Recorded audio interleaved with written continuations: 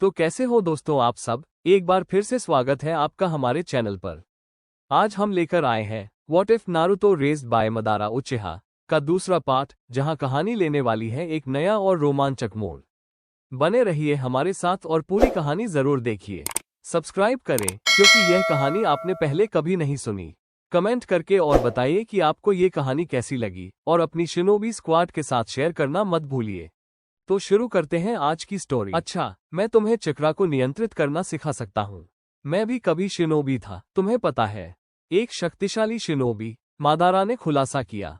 सच में? नारुतो को संदेह हुआ। शायद वो सोच रहा था कि एक बूढ़ा आदमी इतना ताकतवर नहीं हो सकता। क्या हम एक सौदा करें? अगर तुम आज दिन खत्म होने से पहले इस नए अभ्यास में महारत हासिल कर लेते हो तो मैं कल वापस आकर तुम्हें निंजुत्सु सिखाऊंगा। नारुतो उत्साह से लगभग कांप रहा था। मादारा ने पेड़ पर चढ़ने के अभ्यास के बारे में विस्तार से बताया और उसका एक छोटा सा प्रदर्शन भी किया। नारुतो ने बूढ़े आदमी की हर बात ध्यान से सुनी और अभ्यास शुरू करने से ठीक पहले उसने एक सवाल पूछा। हे जी-सान, आपका नाम क्या है? अपना नाम पहले बताना शिष्टाचार है, बूढ़े व्यक्ति ने हल्के स्वर में डांटते हुए कहा। डांट सुनकर नारुतो थोड़ा शर्मिंदा हुआ, लेकिन फिर बोला, मैं उज़ुमकी नारुतो हूँ। अच्छा नारुतो, तुम मुझे मदारा कह सकते हो।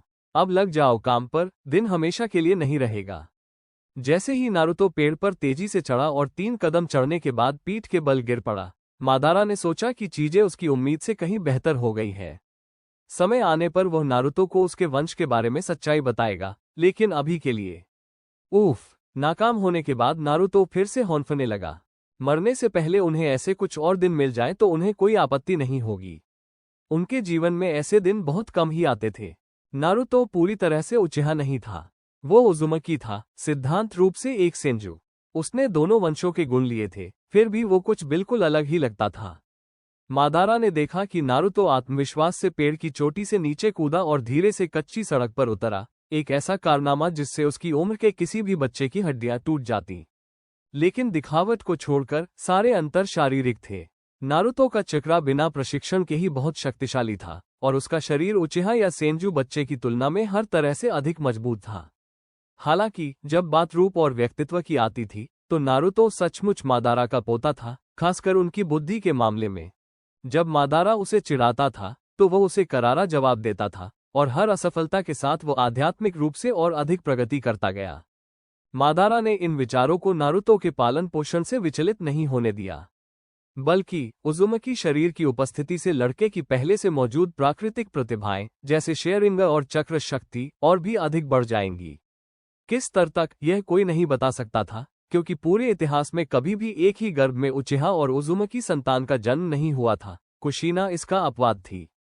इसके अलावा मदारा उन सभी उचिहा वंशों से अलग था जिन्होंने कभी शाश्वत मांगेक्यो शेयरिंग जागृत किया था। मरने से पहले ही उसने संतान उत्पन्न कर ली थी। यहाँ तक कि वह भी यह अनुमान नहीं लगा सकता था कि नारुतो पर इसका क्या प्रभाव पड़ेगा, क्योंकि वही उसके जैसा एकमात्र वंशज था। सबसे बुरा क्या होगा? इसका कोई असर नहीं होगा। सबसे अच्छा क्या होगा? अभिशाप से मुक्ति। दरअसल मदारा को इटर्नल मांगेक्यो शेयरिंग प्राप्त करने से पहले ही मृत्यु हो सकती थी और वो कभी भी इस घातक अपरिहार्य अंधापन का समाधान नहीं खोज पाता। वह इज़ुना के खोने के गम से व्याकुल था और अपने शोक में उसने लड़ाई जारी रखने के लिए एकमात्र सहारा लिया। इज़ुना की आंखों ने उसे कभी धोखा नहीं दिया था। मदारा उस दिन को हमेशा याद रखेगा जिस दिन उसने अपने आखिरी भाई को खोया और अपने कबीले का भरोसा भी गंवा दिया। मैंने कर दिखाया, नारुतो खुशी से चिल्लाया, जिससे वो अपने विचारों से बाहर आ गया। मैं शिखर पर पहुंच गया। आपने कहा था कि आप मुझे निंजुत्सु सिखाएंगे। मैंने कहा था कि मैं तुम्हें एक सिखाऊंगा और कल। मदारा के फटे होंठ फड़कते हैं। देर हो रही है नारुतो। सूरज लगभग डूब चुका था। हालांकि वो नारुतो के साथ और समय बिताना चाहता था, लेकिन अगर वो अनाथालय वापस नहीं जाता तो ये संदेहजनक होता। और मादारा को जो समझ आया उसके अनुसार नारुतो ने शिनोबी कलाओं का प्रशिक्षण पहली बार लिया था। नारुतो के पास चाहे कितनी भी ऊर्जा और चक्रा हो, उसका शरीर अभी इतने कठिन प्रशिक्षण के लिए तैयार नहीं था। मादारा तब तक इंतजार करेगा जब तक उसे यकीन न हो जाए कि नारुतो इसे संभाल सकता है। नारुतो चारों ओर देखता है और पाता है कि अंधेरा हो रहा है। उसके होंठ नीचे की ओर झुक जाते हैं। मुझे जाना चाहिए जी-सान। शुभ रात्रि नारुतो। कल सुबह जल्दी आना। उस जुत्सु के लिए मादारा ने भावहीनता से सिर हिलाया। नारुतो थोड़ी थकी हुई मुस्कान के साथ अपनी किताब और पानी की बोतल उठाता है और जानी पहचानी राह पर मुड़ जाता है। नारुतो, लड़का पीछे मुड़कर देखता है और मदारा के तीखे भावों को समझ लेता है। मेरे बारे में किसी को मत बताना, यहां तक कि उस व्यक्ति को भी नहीं जिस पर तुम सबसे ज्यादा भरोसा करते हो। नारुतो ने उसकी आवाज में गंभीरता को भांप लिया और सिर हिलाकर सहमति दी। उसके चेहरे के भाव बदल जाते हैं। उनमें से छोटा लड़का उसे हाथ हिलाकर इशारा करता है और भाग जाता है। वो बदमाश, मदारा व्यंग्यपूर्ण ढंग से हंसता है। महज 5 साल की उम्र में ही उसने जैनिन स्तर के चक्र नियंत्रण अभ्यासों में महारत हासिल कर ली थी। एक ही दिन में 2 अभ्यास। शिनोबी जगत में इस तरह का दृढ़ संकल्प वाकई डरावना था, खासकर उसके जैसे वंश के साथ। उसने किसी से मदद नहीं मांगी, बल्कि पूरी तरह से अपने अनुभव और अनुभव के आधार पर ही आगे बढ़ा। वो एक गहरी सांस लेता है और अपनी छड़ी का सहारा लेकर बेंच से उठने की कोशिश करता है। अभी सब कुछ धीरे धीरे चल सकता है, लेकिन वो अभी भी योजना बना रहा है। वो अपने पोते को उसकी पूरी क्षमता तक पहुंचाने की योजना पर मन ही मन विचार कर रहा है। वो भले ही अच्छा इंसान ना हो, लेकिन अपने प्रियजनों के लिए कुछ भी कर सकता है। मदारा गांव की दीवार तक पहुंचने और तारे निकलने तक सोचना बंद नहीं करता। वो इस बात का पूरा ध्यान रखता है कि कोई गांव का रक्षक उसे न देख ले और अपनी छड़ी से दीवार के एक हिस्से पर हल्के से थपथपाता है, बस इतना कि एक पैनल अंदर धंस जाए। लकड़ी का एक छोटा सा दरवाजा खुलता है, जिससे वो बिना अपनी पीठ पर ज्यादा जोर डाले उसके नीचे से झुक सकता है। उसने गांव छोड़ने से पहले तक अपने निजी इस्तेमाल के लिए इस भूमिगत ठिकाने का प्रवेश द्वार बनाया था। जमी हुई धूल की मात्रा और उसके सामान की स्थिति को देखकर ऐसा लगता था मानो अभी तक किसी ने इसे खोजा ही न हो। कोई बात नहीं, फिलहाल यह नारुतो से मिलने के बीच छिपने की एक जगह थी। वो लकड़ी के सिंहासन पर बैठ जाता है, हल्के से धंसे होने के बावजूद गद्दी से धूल उड़ती है और वो तुरंत गहरी नींद में सो जाता है। नारुतो रात का खाना खाने और नहाने के बाद अपने बिस्तर पर लेट जाता है। आज का दिन बड़ा है, नारुतो-चान, असुकिमी ने उसे बिस्तर पर लिटाने के बाद चिढ़ाते हुए कहा। वो कोई जवाब नहीं देता, लेकिन वो तकिए में हल्की सी खर्राटे जरूर लेता है। हिरुज़ेन को पलक झपकाने का भी मुश्किल से मौका मिलता है कि उसे गले से पकड़कर उसके दफ्तर की दीवार पर पटक दिया जाता है। उसकी नज़र एक नकाबपोश आदमी पर पड़ती है जिसकी बाईं आंख लाल है और वो उसे घृणा भरी निगाहों से घूर रहा है। हे भगवान, उसने अपनी शाम के ऐसे बीतने की उम्मीद नहीं की थी। काकाशी, सरुतो भी लड़खड़ाते हुए बोला, उसके शब्दों का उच्चारण रुक गया था। तुमने मुझसे झूठ बोला। काकाशी की आवाज उसकी आंखों की तुलना में अपेक्षाकृत शांत थी। कोई कमरे में दाखिल होता है और सदमे से हौंफने लगता है। काकाशी, तुम क्या कर रहे हो? नवोदित लड़की चीखती है। सरुतो भी उसे शिजुने के रूप में पहचान लेता है, जो सुनाडे की युवा शिष्या है। तुमने मुझे बताया था कि वह मर चुका है, तो फिर? काकाशी की पकड़ और कस गई। मुझे सेंसेई और कुशना की खुशबू वाला बच्चा क्यों मिला? कॉपी निंजा की आवाज हर शब्द के साथ तेज होती जा रही थी और ज्यादा से ज्यादा गुस्से से भरी हुई। सरुतो भी जवाब नहीं दे पा रहा था। एक तो इसलिए कि उसे नहीं लगता था कि तुम्हारे और उसके भले के लिए वाला बहाना एनबीयू के गुस्से को शांत कर पाएगा, और मुख्य रूप से इसलिए कि उसका गला घुट रहा था। अचानक उसे नीचे गिरा दिया जाता है और वो घुटनों के बल गिर जाता है। वो हौंफने लगता है, उसका मुंह ऐसे हिलता है जैसे पानी से बाहर निकली मछली का हो। काकाशी, एक और आवाज गूंजी। इस बार सुनाडे की आवाज थी। ये सब क्या था? मुझे जवाब दो। उसने मुझे बताया कि नारुतो मर गया है। काकाशी की आवाज में इतना गुस्सा भरा था कि उसने नियमों की अनदेखी कर दी। मैंने नारुतो को नदी के किनारे खेलते हुए पाया। क्यों? मुझे क्यों नहीं बताया गया? नारुतो, सुनाडे का कठोर स्वर अब उलझन में बदल गया। तुम्हारा क्या मतलब है कि तुम्हें लगा था कि वह मर गया है? सरुतोबी को एहसास हो जाता है कि जब उसे पता चलेगा कि उसने क्या किया है, तो उसके लिए चीजें ठीक नहीं होंगी। सेंसेई और कुशना के बाद काकाशी की आवाज अटक गई। सरुतोबी ने मुझे बताया कि उनका बेटा मर गया है, लेकिन मैंने उसे ढूंढ लिया। उसकी जिम्मेदारी मेरी थी। काकाशी, तुम्हें शांत होने की जरूरत है। काकाशी ने उसकी बातों पर ध्यान दिया, लेकिन अपनी घृणा भरी निगाहों को रोकना नहीं चाहा। तुम्हारा क्या बहाना है? सुनाडे ने उससे कुछ धमकी भरे लहजे में पूछा। मेरे एक शिनोबी से इस तरह झूठ बोलना? गांव, उसने हताशा भरी आवाज में कहा। गांव कमजोर था। काकाशी कुन की जरूरत थी। अगर काकाशी की मानसिक स्थिति ठीक होती तो वह ज्यादा उपयोगी साबित होता। मेरी सत्ता को इस तरह कमजोर करने के लिए तुम्हें कोई बेहतर तरीका सोचना होगा। सुनाडे ने निर्दयता से उसकी बात काट दी। असुनाडे मौन घृणा से उससे मुंह फेर लेती है। ये देखकर उसका दिल टूट जाता है कि उसकी एक और प्रिय छात्रा उसके बारे में ऐसा महसूस करती है। शिजुने, काकाशी को प्रतीक्षालय में ले जाओ, सुनाडे ने आदेश दिया। मुझे अपने पूर्व सलाहकार से बात करनी है। जी, सुनाडे समा। शिजुने ने काकाशी के कंधे पर हाथ रखा और उसे बाहर खींच लिया, हिरुज़ेन से नजरें बचाते हुए।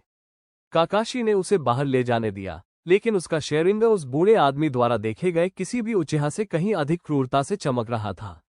कुछ पल सन्नाटा पसरा रहा था, तभी संदाई में धीरे धीरे अपनी कुर्सी पर वापस बैठ गए।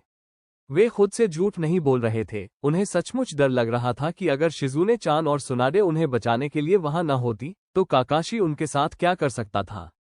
उनके केवल एक सलाहकार बूढ़े होने का एक कारण था। कुछ साल पहले तक उनमें जो लड़ने की क्षमता थी उससे वे पूरी तरह से परे हो चुके थे। मुझे नहीं लगता कि आपको ये बताने की जरूरत है कि आपको यहां से जाने के लिए कहा जा रहा है, सुनाडे ने बोलना शुरू किया। इस तरह के छल कपट का एक समय और स्थान होता है जब ये कोनोहा और उसके नागरिकों की रक्षा के लिए जरूरी हो। काकाशी से इसे छिपाना एक बुरा विचार था, लेकिन मुझे समझ नहीं आ रहा कि आपने ऐसा करने की सोची भी क्यों, भले ही यह सही होता। मैं अब आपकी बात पर भरोसा नहीं कर सकती। उसके लहजे में फिर से कठोरता लौट आई है, लेकिन सच्चाई ही उसे सबसे ज्यादा दुख पहुंचाती है, इसलिए वो चुपचाप सिर हिला देता है। अच्छा, सुनाडे ने संतुष्टि से सिर हिलाया। असुनाडे काकाशी की वर्तमान स्थिति का जायजा लेने के लिए कमरे से बाहर निकल जाती है। हिरुज़ेन उनकी इस ठंडी प्रतिक्रिया से मन ही मन निराश हो जाते हैं, लेकिन जब उन्हें स्थिति का सही परिप्रेक्ष्य समझ आता है तो उन्हें एहसास होता है कि शायद उन्होंने ही हालात को और बिगाड़ा है, और वे जानते हैं कि उन्होंने खुद ही अपनी पीड़ा को न्योता दिया है।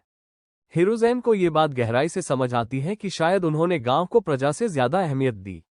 उन्हें लगता था कि वे जो कर रहे हैं वही सही है, लेकिन ये बात साफ थी कि काकाशी जैसा भावनात्मक रूप से आहत लड़का अपनी मूर्खता के कारण पूरी तरह से बेकाबू हो सकता था और भागने का बड़ा खतरा बन सकता था। काकाशी का लगातार उपेक्षा और मानसिक तनाव सहना उसके चरित्र की तारीफ करता है, लेकिन उन लोगों की नहीं जिनकी रक्षा करने की जिम्मेदारी उस पर है।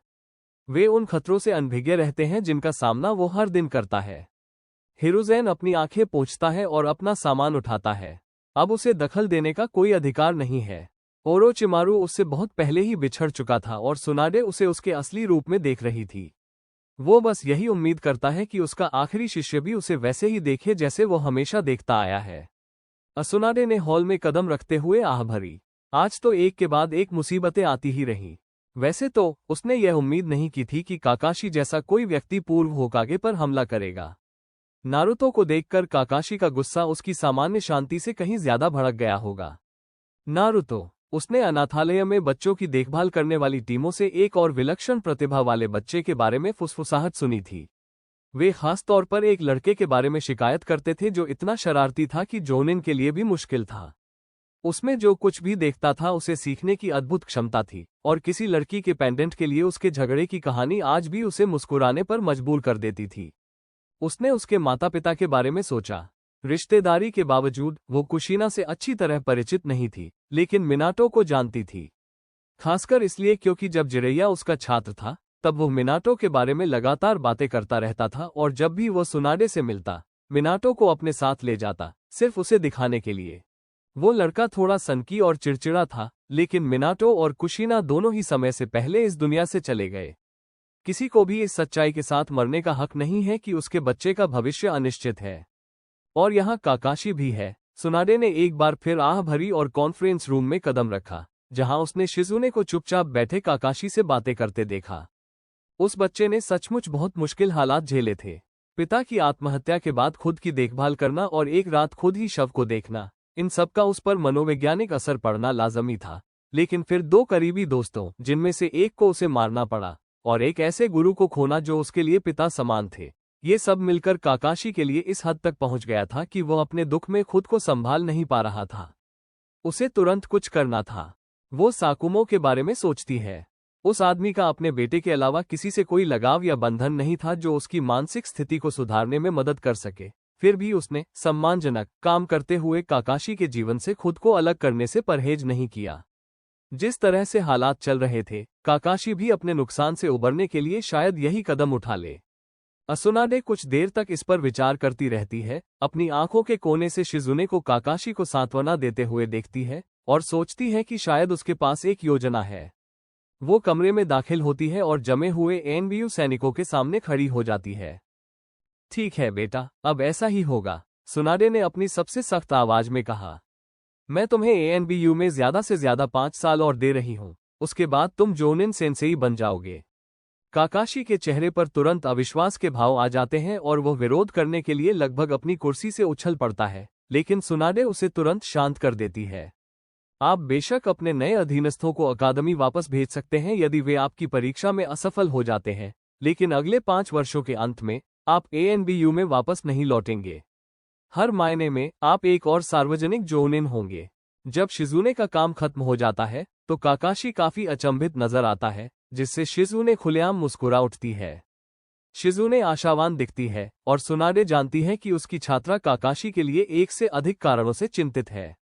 जोनिन परिवार के सदस्य के रूप में बच्चे की देखभाल करने के लिए पूरी तरह से उपयुक्त नहीं है, लेकिन वह सोचती है कि वह शायद एक सेंसेई के रूप में पदभार ग्रहण कर सकता है और न केवल अपने छात्रों की बल्कि अपनी भी मदद कर सकता है।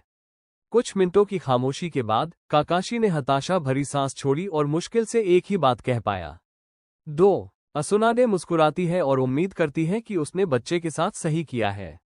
कोनोहा के एक नागरिक पर आपके हमले के बारे में हम किसी और समय बात कर सकते हैं, और प्रशिक्षकों के पाठ्यक्रम में आपके नामांकन के बारे में भी, ताकि ये देखा जा सके कि आप वास्तव में जैनिन को पढ़ाने के योग्य हैं या नहीं।